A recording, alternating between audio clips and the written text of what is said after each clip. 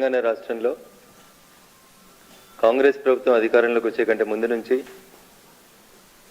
అనేక మంది ఎక్స్పర్ట్స్ కానివ్వండి, ఇంజనీరింగ్ మేధావులు కానివ్వండి, మీడియా మిత్రులు, రాజకీయ పార్టీలకు సంబంధించినటువంటి పెద్దలంతా ఈ రాష్ట్రంలో అందరి నోళ్లలో నానినటువంటి ఒకే ఒక project Kaleshwaram project. So Kaleshwaram ప్రాజెక్టులో అవినీతి జరిగింది అనేది అందరం మాట్లాడినటువంటి అంశం, అందరి నోర్లలో నాంతూ వచ్చినటువంటి అంశం. జరిగినటువంటి అవినీతికి సంబంధించి భారత ప్రభుత్వం కాగ్ ఆధ్వర్యం లోపల ఒక స్పష్టమైనటువంటి నివేదిక ఇవ్వాలని చెప్పి కాగ్ గత సంవత్సరం నుంచి తెలంగాణ రాష్ట్ర ప్రభుత్వానికి పలు దఫాలుగా ఉత్తరాలు రాస్తూ వచ్చింది. మార్చి 2023లో చివరిసారిగా కాగ్ నుంచి తెలంగాణ రాష్ట్ర ఇరిగేషన్ శాఖ ప్రత్యేక అధికారి గౌరవనీయులు doctor Rajat Kumar, special chief secretary to government irrigation and command area development department తెలంగాణకి మార్చి 2023 లోపల కాళేశ్వరం ప్రాజెక్టు మీద జరిగినటువంటి పూర్తి వివరాలతో కూడినటువంటి ఒక నివేదిక నియమని చెప్పి కంట్రోలర్ అండ్ ఆడిటర్ జనరల్ భారత ప్రభుత్వం నుంచి మార్చి 2023లో ఒక లేఖ వచ్చింది. In the capacity of special chief secretary irrigation Rajat Kumar గారికి ఒక లేఖ వచ్చింది. మార్చి 2023 నుంచి ఉద్దేశపూర్వకంగా ఈ లేఖకు సమాధానం ఇవ్వకుండా కంట్రోలర్ అండ్ ఆడిటర్ జనరల్కి పూర్తి సమాచారం ఇచ్చినట్లయితే తమ బండారం మొత్తం బట్టబయలైతేనటువంటి ఒక దుర్మార్గమైనటువంటి ఆలోచనతోటి రాష్ట్ర ప్రభుత్వ పెద్దలు ఈ నివేదికను దొక్కిపెట్టిండ్రు. ఈ రాష్ట్రంలో ఇటీవలనే మీకు అందరికీ తెలుసు, ప్రభుత్వం మారింది, అధికారం మారింది. టీపీసీసీ ప్రెసిడెంట్గా ఉన్నప్పుడు రేవంత్ రెడ్డి గారు అమిత్ షా గారికి, భారత ప్రభుత్వానికి పలు దఫాలుగా విజ్ఞప్తులు చేసిండ్రు. ఏమని? కాళేశ్వరం మీద విచారణ సిబిఐ చేత చేపిస్తే బాగుంటుంది, ఎందుకంటే దీని లోపల అనేక సంస్థలు ఇన్వాల్వ్ అయినాయి. పవర్ ఫైనాన్స్ కార్పొరేషన్ లిమిటెడ్ సంస్థ, నాబార్డు, బ్యాంకుల consortium which is headed by Vijaya bank, ఇట్లా రకరకాలైనటువంటి బ్యాంకులు, సంస్థలు, సర్వే ఏజెన్సీలు అయినటువంటి వాప్కోస్, మోటార్లు సప్లై చేసినటువంటి బిహెచ్ఎల్ లాంటి ప్రభుత్వ రంగ సంస్థలు చాలా ఇన్వాల్వ్ అయి ఉన్నాయి. ఇది ఒక పెద్ద స్థాయి లోపల జరిగినటువంటి కుంభకోణం.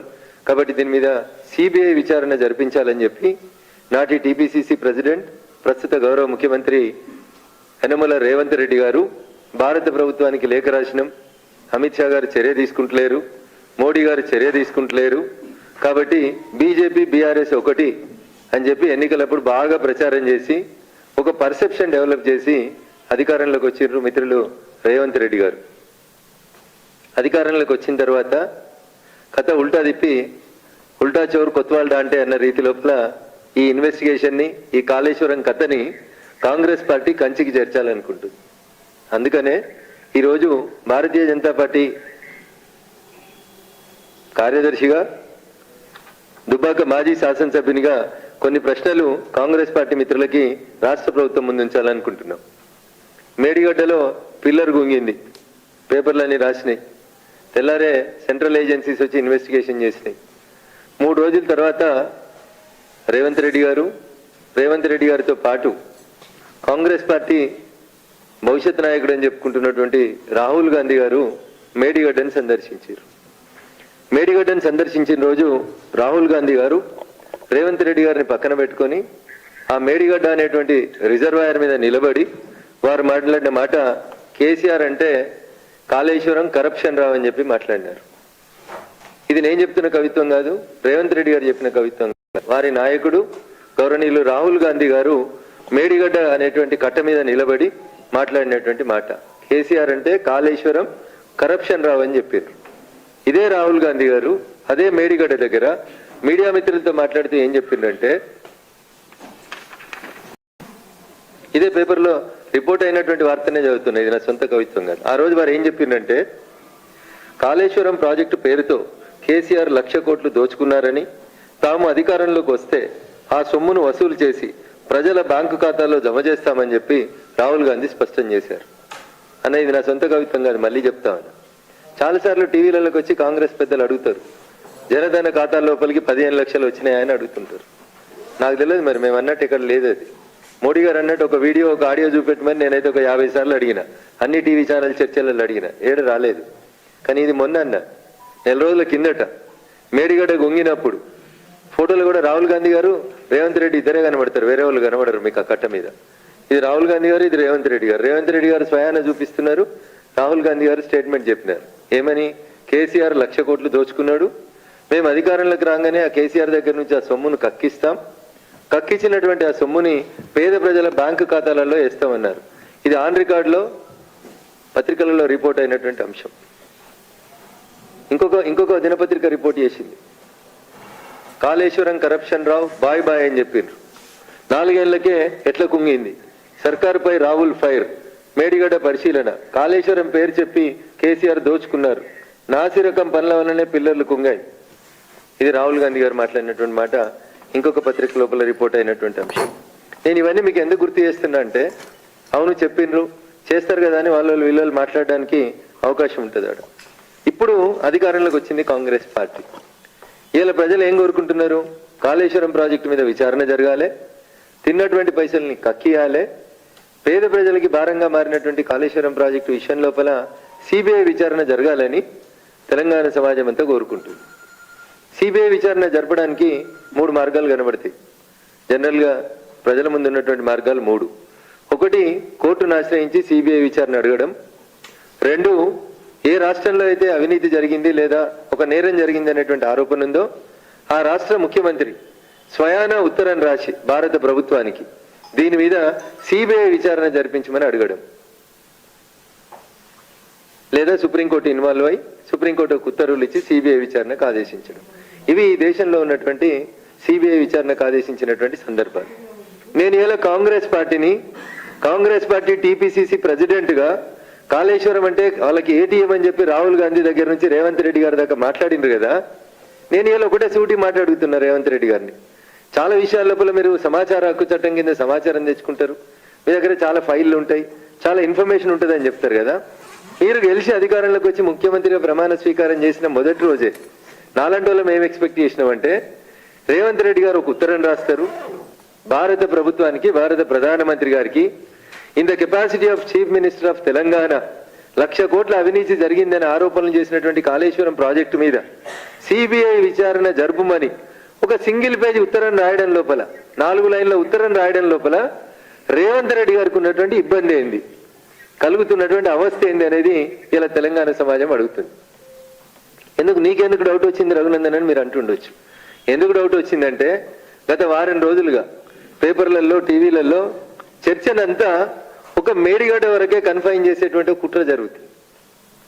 మేడిగడ్డ కుంగింది మేడిగడ్డ కాబట్టి ఎఫ్ఐఆర్ ఏం చేస్తారు, టీపీసీసీ ఉపాధ్యక్షుల వారు పోయి మేడిగడ్డ మీదనే ఎఫ్ఐఆర్ రిజిస్టర్ చేపిస్తారు. దాని మీదనే ఆ ఎఫ్ఐఆర్ ని సిబిఐకి ఇమ్మని హైకోర్టులో వాళ్ళే పిటిషన్ వేస్తారు. అంటే what is the interest and what is the intensity of the case. Kaleshwaram అంటే ఒక మేడిగడ్డ కాదు, మేడిగడ్డ కట్టింది కాళేశ్వరాన్ని దోచుకున్న ఆయన కాదు, మేడిగడ్డ కట్టింది ఎల్ఐన్టీ అనేటువంటి కంపెనీ. మీరు ఏం చేస్తా ఉన్నారు, మొత్తం 1,00,000 కోట్ల ప్రాజెక్ట్ అయిన కాళేశ్వరాన్ని చిన్నదిగా చేసి చూపెట్టి కేవలం మేడిగడ్డ వరకే మీ టీపీసీసీ ఉపాధ్యక్షుల వారు ఇచ్చినటువంటి కంప్లైంట్ మీద మేడిగడ్డ వరకే మీరు దాన్ని కేసుని కన్ఫైన్ చేస్తూ సిబిఐ విచారణ అంతవరకే అడగాలనుకుంటున్నారా? ఏమంటారు ఇక్కడ, మీరే చేయాలని మంత్రి అంటారు, మేం చేయమని ఎల్ఎన్టీ కంపెనీ అంటది.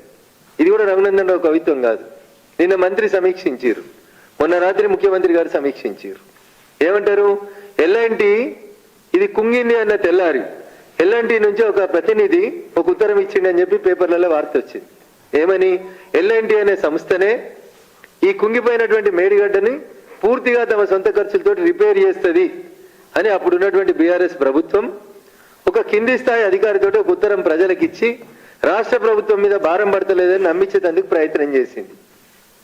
నిన్న ఎల్ఎన్టీ ప్రతినిధులు వైస్ ప్రెసిడెంట్ హోదాలో ఉన్నటువంటి వ్యక్తి గౌరవ ఇరిగేషన్ శాఖ మంత్రి ఉత్తమ్ కుమార్ రెడ్డి గారితో కలిసి జరిపిన మీటింగ్ లో ఆయన ఏమంటాడంటే, మేము ప్రాజెక్టు కట్టడం ఎప్పుడో పూర్తి అయిపోయింది, మేడిగడ్డ కట్టిన తర్వాత మేము 2022వ సంవత్సరం వరకే మెయింటెనెన్స్ మా బాధ్యత, 2022 సంవత్సరం తర్వాత మాది బాధ్యత కాదు, ఇక మీరు రాసుకున్నటువంటి అగ్రిమెంట్ లో అదే రాసి సంతకం పెట్టినాం మేము, కాబట్టి ఇది మేము కట్టము అని సింపుల్ గా ఎల్ఎన్టీ వాళ్ళు చెప్పి తప్పించుకున్నారు మంత్రి గారి ముందు.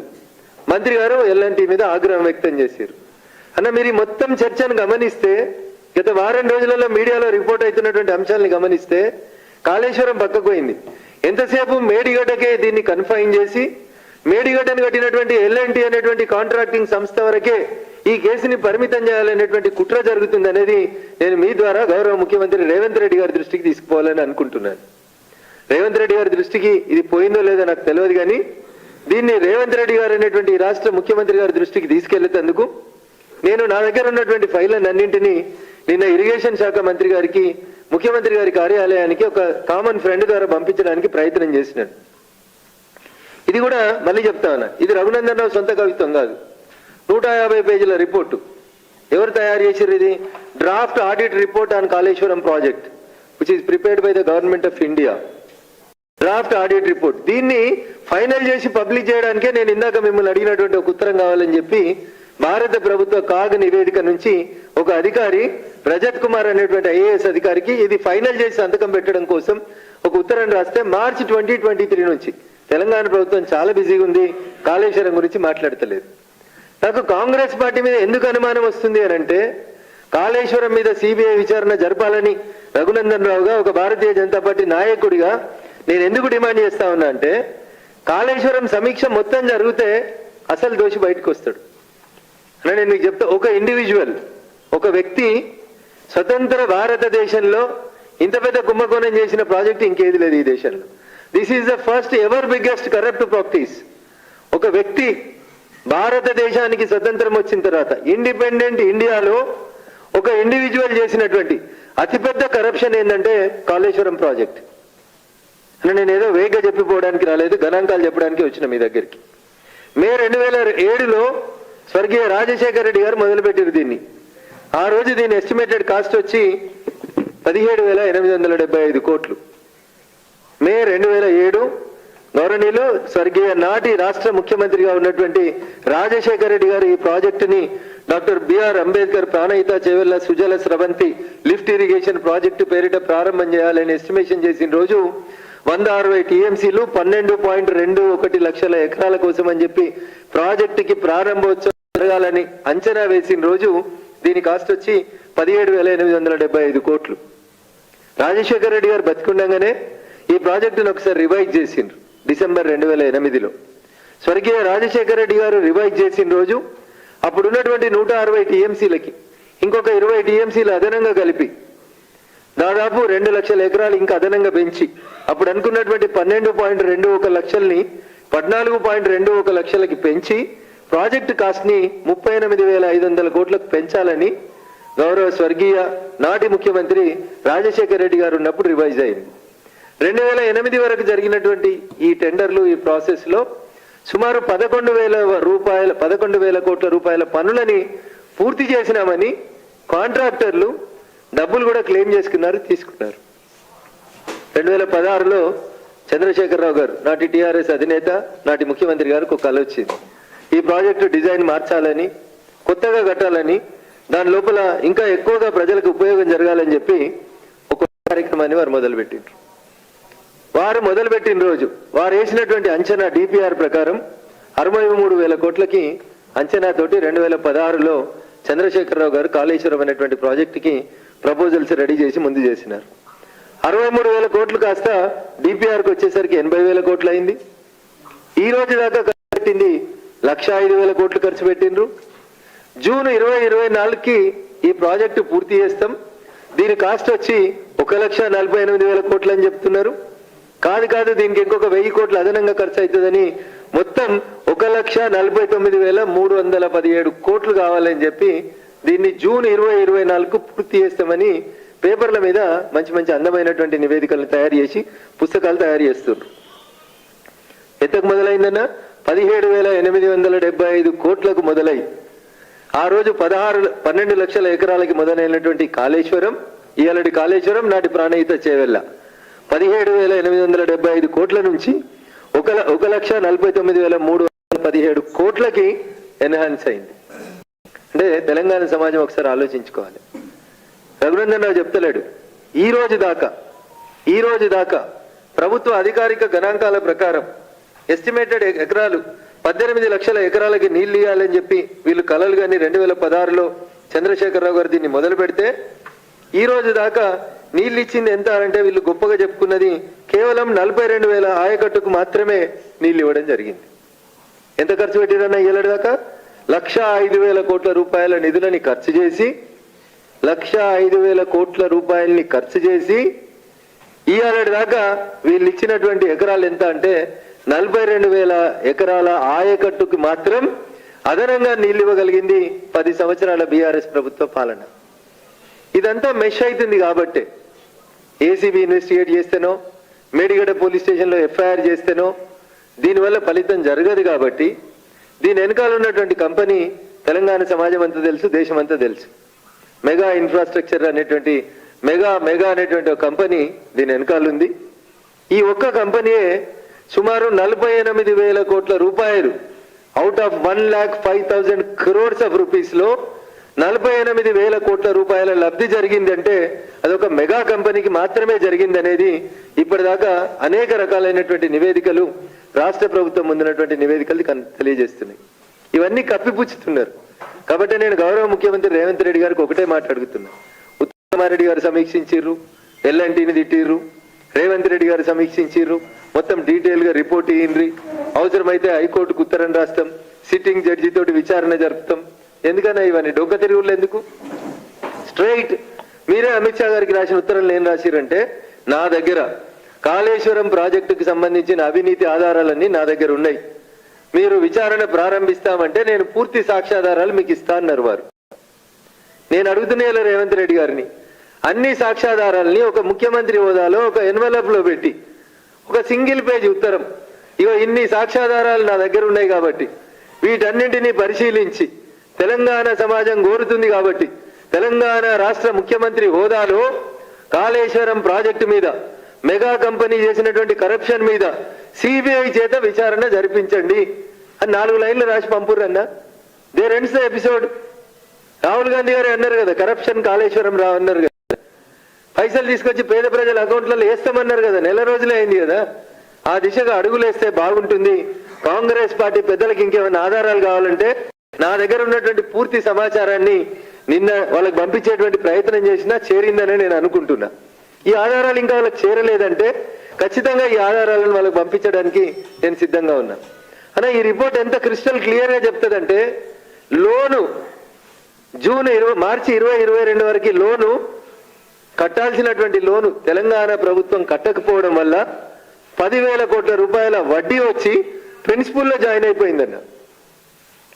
10,000 కోట్ల రూపాయల వడ్డీ వచ్చి ప్రిన్సిపల్లో యాడ్ అయిపోయింది. మార్చి 2022 వరకు వడ్డీ కట్టకపోవడం వల్ల ఈ వడ్డీకి వడ్డీ 3 నెలలకోసారి చక్రవడ్డీని లెక్కేసుకుంటూ పోతే జూన్ 2024 వరకు 1,49,000 కోట్ల 1,49,317 కోట్లు టోటల్ కాస్ట్ అవుతుంది. కాబట్టి దయచేసి కాంగ్రెస్ చేసిందా, బీఆర్ఎస్ చేసిందా, మెగా కృష్ణారెడ్డి గారు చేసిందా, వాప్కోస్ చేసిందా, విజయ బ్యాంక్ చేసిందా, పవర్ ఫైనాన్స్ కార్పొరేషన్ లిమిటెడ్ చేసిందా, ఇవన్నీ పక్కన పెట్టుండ్రి. తెలంగాణ ప్రజల మీద వచ్చే ఫైనాన్షియల్ ఇయర్ కల్లా 1,50,000 కోట్ల భారం పడబోతుంది. దాదాపు అది రాష్ట్ర బడ్జెట్ తో సమానమైనటువంటి డబ్బులు. దీని మీద ఒక విచారణ జరుపుమని సిబిఐకి ఉత్తరం ఎందుకు రాస్తలేరు అని అంటే, తవ్వితే ఎలుకలు పట్టినట్టు. చాలా మంది పెద్దలకు అర్థం కాని ఏంటంటే, ఇవన్నీ పంచాయతీలు ఆడిపోయినాయంటే మన రాష్ట్రంలో జరుగుతలేవంట. రాష్ట్రంలో ఉన్న ఒక పెద్ద మనిషి చుట్టూ వీళ్ళంతా ప్రదక్షిణ చేస్తున్నారని, ఈ మెగా కంపెనీ పక్కన పోయి కర్ణాటకలో కొన్ని కాంట్రాక్టులు పొందిందని, అక్కడ ఉన్నటువంటి ఒక గౌరవ ప్రజాప్రతినిధి గారు తెలంగాణలో కూడా చక్రం తిప్పుతున్నారని, వారిని మీరు కలిసినారని, మెగా కంపెనీ పెద్దలు కలిసిండ్రని, అందుకనే ఈ పంచాయతీ అంతా కేవలం మేడిగడ్డ వరకే కన్ఫైన్ చేసి ఎల్ఎన్టీ సంస్థ వరకు మాత్రమే దీన్ని ఆపేసి అసలు కాళేశ్వరం కరప్షన్ కి కారణభూతమైనటువంటి మెగా కంపెనీని పక్కకు తప్పించాలని చెప్పి కొన్ని కుట్రలు జరుగుతున్నాయని చెప్పి ఒక విషయం తెలంగాణ సమాజంలో చర్చ జరుగుతుంది. అందుకని దయచేసి గత ప్రభుత్వం చేసుకున్నటువంటి ఒప్పందాల లోపల భాగస్వాములు ఎవరు, కరప్షన్ ఎక్కడ జరిగింది, బిహెచ్ఎల్ కి 1,300 కోట్ల రూపాయల విలువ చేసే మోటార్లు కొనుగోలు చేసి 7,300 కోట్ల రూపాయల డబ్బులు చెల్లిస్తే ఇవాళ దాకా ఇన్వాయిస్లు రాలేదని కేంద్ర ఆడిట్ సంస్థలన్నీ అడిగితే కూడా ఎందుకు రాష్ట్ర ప్రభుత్వం నివేదిక ఇస్తలేదో ఒక్కసారి దయచేసి ఆలోచించాలి. సో కాళేశ్వరం మీద 1 నిమిషంలో అసెంబ్లీలో పవర్ పాయింట్ ప్రెజెంటేషన్ తోటో లేకపోతే హైకోర్టులో మేడిగడ్డ ఎఫ్ఐఆర్ ని సిబిఐకి ట్రాన్స్ఫర్ చేయమని కథను డైవర్ట్ చేయడానికో దయచేసి చేయొద్దని నిజాయితీగా తెలంగాణ సమాజం పక్షాన గట్టిగా నిలబడతా కొట్లాడతా అని చెప్పినటువంటి ముఖ్యమంత్రి గౌరవనీయులు రేవంత్ రెడ్డి గారు మీ కష్టం లేకుండా మీ మీద బురద పడకుండా ఒక 4 లైన్లు పెట్టి భారత ప్రధానమంత్రికి మీరు ఉత్తరం రాయండి, సిబిఐ చేత విచారణకు అడుగుదాం, మీరు ఉత్తరం రాస్తే ఆ దిశగా భారత ప్రభుత్వం అడుగులేసేటట్టు భారతీయ జనతా పార్టీ నాయకులుగా మేము కూడా ప్రయత్నం చేస్తాం. తెలంగాణ ప్రజలకి దక్కాల్సినటువంటి సొమ్ముని తిన్నటువంటి సంస్థలు వ్యక్తులు ఎవరైనా వాళ్ళ నుంచి కక్కిద్దామని చెప్పి గౌరవ ముఖ్యమంత్రి రేవంత్ రెడ్డి గారికి విజ్ఞప్తి చేస్తూ తెలంగాణ సమాజం ఆలోచించాలి. సమీక్షలు, హైకోర్టు జడ్జీల చేత విచారణ కోసం అని రాస్తున్న ఉత్తరాలు, ఇవన్నీ కేసును పక్కదారి పట్టించి ఎవరిలో కాపాడేందుకు చేస్తున్నటువంటి ప్రయత్నాలుగా భారతీయ జనతా పార్టీగా మేము భావిస్తా ఉన్నాం. అందుకని మీ నాయకుడే చెప్పిండు కేసీఆర్ అంటే కాళేశ్వరం కరప్షన్ రావు అని. అందుకని ఆ కాళేశ్వరం కరప్షన్ రావు మీద ఇలా మీకు అవకాశం వచ్చింది కాబట్టి అర్జెంటుగా సిబిఐ చేత విచారణ జరిపించేందుకు ఉత్తరం రాసి మీ నిజాయితీని, మీ చిత్తశుద్ధిని, తెలంగాణ ప్రజలు మీకు ఇచ్చినటువంటి మ్యాండేట్ ని అక్షర సత్యంగా నిరూపించుకోవాలని గౌరవనీయులు రాష్ట్ర ముఖ్యమంత్రి రేవంత్ రెడ్డి గారికి విజ్ఞప్తి చేస్తా ఉన్నాం. Thank you.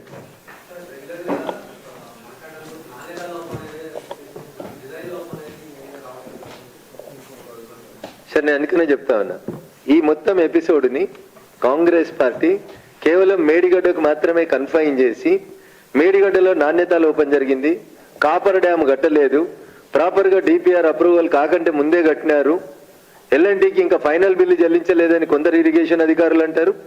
ఇగో లేదు మేము పని పూర్తి చేసినామని మాకు సర్టిఫికెట్ ఇచ్చిండ్రని ఎల్ఎన్టీ అంటది. నేను మిత్రుడు గౌరవ ముఖ్యమంత్రి రేవంత్ రెడ్డి గారిని ఒకటే అడుగుతున్నా, ఇంకా ఫైనల్ బిల్లు చెల్లించకపోతే ఆ బిల్లు ఆపివేయండి. నాణ్యత లోపం ఉంది, కాపర్ డ్యామ్ కట్టలేదు, అయినప్పటికీ కూడా పని అయిపోయిందని సర్టిఫికెట్ ఇచ్చింది ఈఎన్సీని సస్పెండ్ చేయండి. Due negligence on the part of the government delegation of the duties remind చేయండి. ఆయన అసెంబ్లీలో రేవంత్ రెడ్డి గారు మంచి మాట అన్నారు, స్పీకర్ గారు వాళ్ళని ఎవరిని బయటికి పంపకుండ్రి, వాళ్ళు ఇలా కూర్చోవలసిందే, మనం చెప్పేది వినాల్సిందే, అది మనం వాళ్ళకి ఇస్తున్నటువంటి పనిష్మెంట్ అన్నారు. అందుకని మిత్రుడు రేవంత్ రెడ్డి గారికి నాది ఒక విజ్ఞప్తి, సూచన కూడా, ఈ ఈఎన్సీలని అరవింద్ కుమార్ని మీ మీద మా మీద కేసులు వేసి నోటీసులు ఇచ్చిండు కదా అరవింద్ కుమార్ గారు, ఇంకో పంచాయతీలు, అది మళ్ళీ ఒక రోజు మాట్లాడుకుందాం. ఆయన అసలు మీరు బదిలీ చేయొద్దు, ఆన్నే నిలబెట్టాలి, కాగితాలు తీసుకురా సార్ అని అడగాలి, కాగితాలలో ఎక్కడ తప్పు జరిగిందో చూపెట్టాలి. అధికారికంగా విధులలో ఉండి పనిని సరిగా నిర్వర్తించినందుకు కేసు పెట్టి, క్రిమినల్ కాన్స్పిరసీ కింద 120B కింద కేసు పెట్టి, 420 కింద చీటింగ్ కేసు పెట్టి అదే అధికారులని మళ్ళీ రిమాండ్కి పంపించాలి. కానీ ఎమ్మెల్యేలని బీఆర్ఎస్ వాళ్ళని అసెంబ్లీలో కూర్చోమని అధికారులను మాత్రం ఇంకో దగ్గరికి బదిలీ చేసి వాళ్ళని రిలాక్స్ చేయొద్దు, రిలీజ్ చేయొద్దు అనేది నేను ముఖ్యమంత్రి గారికి చేస్తున్నటువంటి అప్పీల్, సూచన. Thank you.